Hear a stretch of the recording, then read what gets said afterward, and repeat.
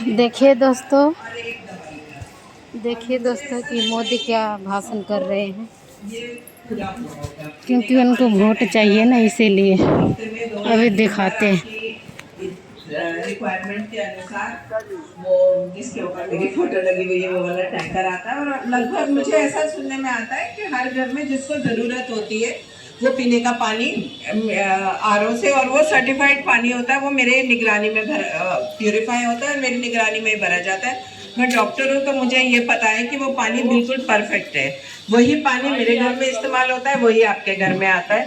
हमारी कोशिश ये थी कि जो पीने का पानी फ्री प्रॉमिस किया गया था किन्हीं और विचारधारा के लोगों से और आप तक कभी पहुंचा नहीं, आप खरीद के पीते थे, वही पानी आपके घर तक फ्री पहुंचे, ये मैंने आप लोगों से प्रॉमिस किया था उमंग की इलेक्शन के टाइम। और कोशिश यही की कि पूरा हो। मेरे हिसाब से लगभग सबके घर पहुंचता होगा, किसी के यहाँ नहीं पहुंचता हो तो आपस में ही कोऑर्डिनेट कर लीजिए, वो पहुंच जाएगा। दूसरा दवाई का प्रॉमिस था। इस साल जब राम मंदिर का उद्घाटन हुआ था, ठीक उसी दिन हमारी मोबाइल डिस्पेंसरी शुरू हो गई थी। और अभी जैसे हम लोग आपस में यहाँ बैठे हैं, वैसे ही पांडव नगर में उस तरफ कोने पे डॉक्टर मौली के साथ वो मोबाइल डिस्पेंसरी चल रही है और दवा दे रही है। हाँ, बिल्कुल लगी हुई है और वो रही और दवा दे रही है। 2 वादे 1 साल के अंदर मोदी जी के भक्त हनुमान उमंग ने पूरे करे और बांसुरी जी उन्हीं मोदी जी की और सुषमा जी की अनुयायी कहें, बेटी कहें, जो कहना चाहे कहें, जो वादे वो करेंगी आपसे या मोदी जी करेंगे या हम लोग करेंगे, वो सारे वादे पूरे होंगे। ये नहीं होगा कि हमारा शीश महल बनेगा और आपके घर खाली रहेंगे, ये हमारा वादा है आपसे।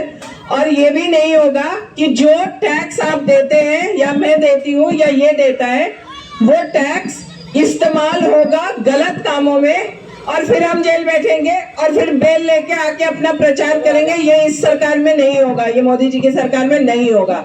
जो गलत करेगा वो हमारी सरकार से बाहर होगा। तो अगर आप अपना भविष्य सुधारना चाहते हैं, आज ये समय नहीं है कि आप ये देखो कि आपको आज कौन फ्री का लालच दे रहा है। फ्री की लालच उसको दिया जाता है जो जिसके हाथ पैर नहीं चलते। आप सबके हाथ पैर चलते हैं ना, आप सक्षम हैं, पढ़ सकते हैं। अगर पढ़ नहीं सकते तो मोदी सरकार आपके लिए वो साधन देती है। आपके घर में चूल्हा नहीं है, वो सरकार देगी, क्योंकि माताएं वो धुआं फूक फूक के अपने फेफड़े खराब करें, वो मोदी जी को नहीं चाहिए। पर ये कि आपको झूठ बोल के कि पानी देंगे और पानी ना दे, बिजली देंगे और बिल बढ़ा दे, और वही जो बिजली और बस पे कटौती करते हैं वही किसी और तरह से आपकी भरपाई पूरी हो, इस चीज का ध्यान रख लेना।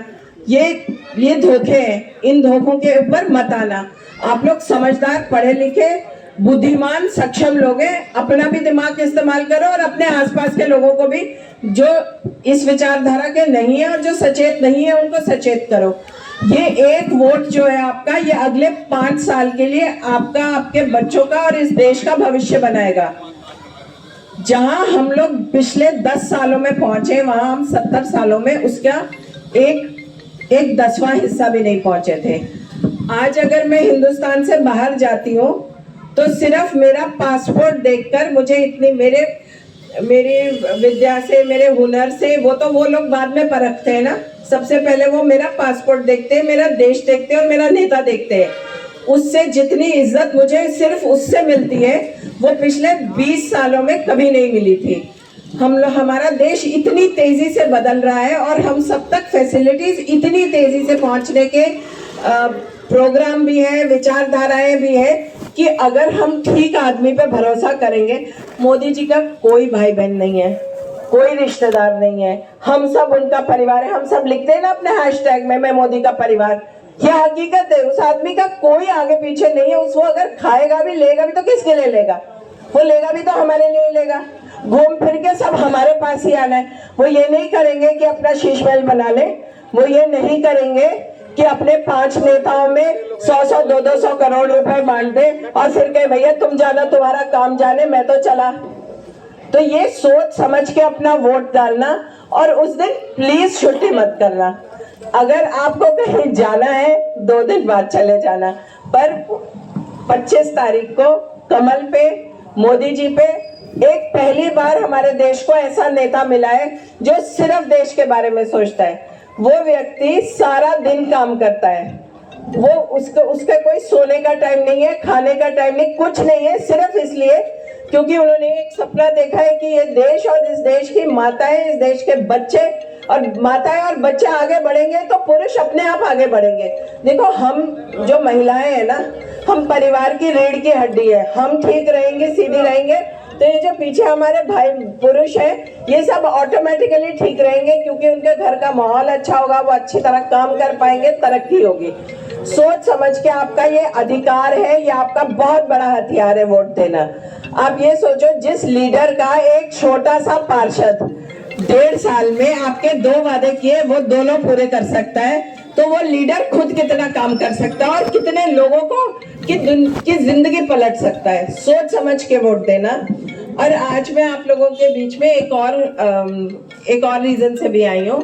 उमंग की बेटी हुई है और आप सबका मुंह मीठा कराने आई हूँ। बहुत बधाई।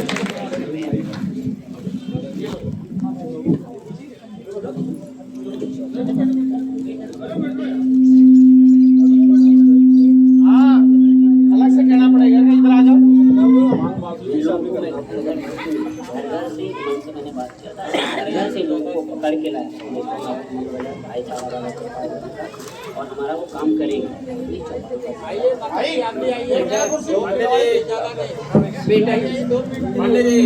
मैडम मैं बैठी ये चौपाल का सिर्फ एक हमारा पूर्वांचल चौपाल का ही मुद्दा नहीं है, कई चौपालों के मुद्दे हैं। और यहाँ तक सिचुएशन है, वैसे कहना तो मुझे नहीं चाहिए, पर अब चौपाल की बात खुली है तो इस बात को भी आगे ही लाती हूँ। एक चौपाल है यहाँ जिस समाज के प्रधान को आम आदमी पार्टी ने ये कहा है कि तुम्हारी चौपाल की चाबी नहीं देंगे अगर तुम बीजेपी को सपोर्ट करोगे। ये चौपाल कौन सी है आप सब जानते हो। और वो चौपाल का जो प्रधान है वो बेचारा ना चटनी की तरह पिस गया है अपने समाज की चौपाल और अपनी विचारधारा के बीच में। वो व्यक्ति निरंतर दिन रात हम सबके साथ लगा रहता है, अपने समाज तक, अपने लोगों तक उसने सारी सुविधाएं प्रोवाइड की है। इनफैक्ट शायद मैं ये बात कभी खोलती भी नहीं, उनके समाज में 4 माताएं हैं जो विधवा हैं, उनके बच्चे उनकी देखरेख नहीं करते। कई महीनों से, जब से उमंग आया है, मैं उन लोगों के लिए महीने के महीने वो 4 परिवारों के लिए राशन भिजवाती हूँ। तो मेरे यहाँ से उनके महीने का राशन लेना, उस परिवार तक पहुँचाना, वो सब वो भैया कर रहे थे। अभी 2 दिन पहले उनको ये कहा गया है कि आपकी चौपाल की चाबी नहीं दी जाएगी अगर आप हमारा कार्यक्रम नहीं करोगे। तो चौपाल का मसला तो ये है कि एक बारी पूरी सिस्टम की सरकार अगर हमारी आती है, बांसुरी दीदी के साथ स्नेह भी है, प्यार भी है, बहुत आत्मीयता है। और वो मतलब मैं सिर्फ एक लेडी होने के नाते नहीं कह रही हूँ, उस लड़की के आंखों में, उस बहन की आंखों में इतना प्यार और सच्चाई है। जैसे वो आती है, जब वो हमारे एरिया में आएंगे, हम सब मिलकर, मैं आपके साथ बैठूंगी और हम अपनी चौपाल का विषय उनके साथ लेंगे और मुझे पूरा भरोसा है कि हमारा मसला सॉल्व होगा 200%। धन्यवाद। ये जो चौपालों का मसला है, ये सिर्फ आपका नहीं है। यहाँ 4 चौपाले हैं जो एक चौपाल का तो ये हाल है कि चाबी हमारे नेताजी श्री पाठक जी के पास है और नहीं दे रहे, और वो चाबी दी हुई है जिनको, वो क्या कर रहे हैं उस चौपाल में सबको पता है। शर्म की बात है कि जो पब्लिक के लिए जगह यूज होनी चाहिए वो गलत कामों के लिए यूज हो रही है। पर ये आपको पता है, ये इस विचारधारा के लोगों का ये तरीका ही है, उनका मतलब सोच ही है। वो पब्लिक की नहीं सोचते, वो अपने आसपास के 20, 25, 30 लोगों की सोचते हैं, बाकी जाए भाड़ में। पब्लिक से अकाउंट सब पैसे ले रहे हैं भैया, कमाल ही हो गया। मतलब अब आपकी ये स्थिति आ गई है कि आप लोगों को धमकियां दोगे कि हम तुम्हारी चौपाल की चाबी नहीं देंगे अगर तुम हमारा कार्यक्रम नहीं करोगे। तो ये सब चीजें ना इस सरकार में होती हैं, ना कभी होंगी। और चौपाल का मसला वैसे तो मुझे लगता है कि अगर मैं ही सिर्फ उनसे बात कर लूंगी तो भी हल हो जाएगा, पर नहीं भी अगर सब हम बैठ के उनसे अब उनकी अपनी बात रखना चाहें तो वो साधन भी हो सकता है और ये चौपाल का मसला हो जाएगा, आप निश्चिंत रहें। आपको भरोसा हमारा भी नहीं आ रहा। हेलो।